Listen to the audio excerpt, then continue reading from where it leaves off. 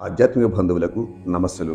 ప్రతి ఆది మరియు బుధవారం మనం మననం చేసుకునే శ్రీమద్ భగవద్గీత సందేశం రామకృష్ణ మఠం 13వ అధ్యక్షులు స్వామి రంగనాథానంద ఉపన్యాసాల నుంచి కర్మ సన్యాస యోగంలో 20వ శ్లోకం యొక్క భావాన్ని ఈరోజు మనం తెలుసుకుందాం. 19వ శ్లోకంలో చెప్పిన విధంగానే ఈ శ్లోకంలో మరింత ఖచ్చితంగా చెప్పాడు. నా ప్రహ్విషేత్ ప్రియం ప్రాప్య, నీకిష్టమైనవి జరిగినప్పుడు పొంగిపోవద్దు, నీకిష్టం లేనివి జరిగినప్పుడు కృంగిపోవద్దు. నా ఉద్విచేత్ పాప్య చ అప్రియం, నీవు అనుకోని విధంగా జరిగినప్పుడు ఉద్వేగానికి లోను కాకు. స్థిర బుద్ధి, స్థిరమైన బుద్ధితో ఉండు. అసమ్మూఢ, ఏ విధంగానూ మాయలో చిక్కుకోకుండా బ్రహ్మవిత్, బ్రహ్మమును తెలుసుకున్నవాడివే. బ్రహ్మని స్థిత, బ్రహ్మంలోనే స్థిరంగా ఉండు. ఆ స్థితి అందే నీవు పరిపూర్ణుడిగా నిశ్చలంగా ఉండగలవు. తక్కిన స్థితిలో అపరిపూర్ణంగా ఉండవలసి వస్తుంది. మానవ పరిణామ లక్ష్యం పరిపూర్ణత అని జీవశాస్త్రవేత్త జూలియన్ హక్స్లే చెప్పారు.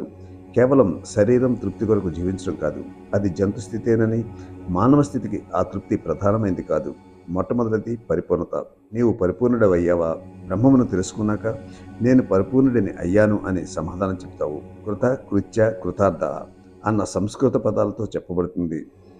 మానవుడిగా వచ్చాక చేయవలసింది పూర్తి చేయడం అన్న అర్థం. ఆధ్యాత్మిక ప్రకాశం కలిగాక బోధి నిలబడి నేను కృతార్థుడిని అయ్యాను, పరిపూర్ణుడిని అయ్యాను అంటాడు. ఆ పరిపూర్ణతను ఇతరులతో పంచుకోవాల్సి ఉంది. లక్షల మందిని ఆశీర్వదించవలసి ఉంది. మానవ పరిణామానికి, సత్యావగాహనకు పరిపూర్ణతను చెందడమన్న మార్గమే మార్గదర్శకత్వం. బ్రహ్మవిత్ బ్రహ్మణి స్థిత, బ్రహ్మంలో ఉండడం. ఈ భావం ఎంత బాగుంది! నిర్దిష్టమైన మార్గం తెలియక మానవుడు అటు ఇటు తిరిగాడుతున్నాడు.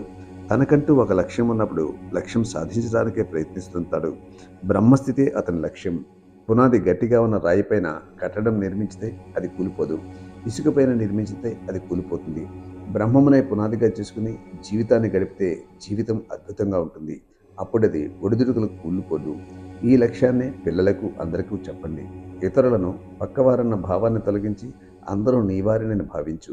పెద్దవారికి కానీ చిన్నవారికి కానీ ఇటువంటి అవగాహన కనుక ఉంటే వారిలో ఒత్తిడి, నేర ప్రవృత్తి తదితరములైనవన్నీ ఏ విధంగా చోటు చేసుకుంటాయి? ఆ గొప్ప వేదాంత భావంలో మనసు నిలిపి వృద్ధి చెందు.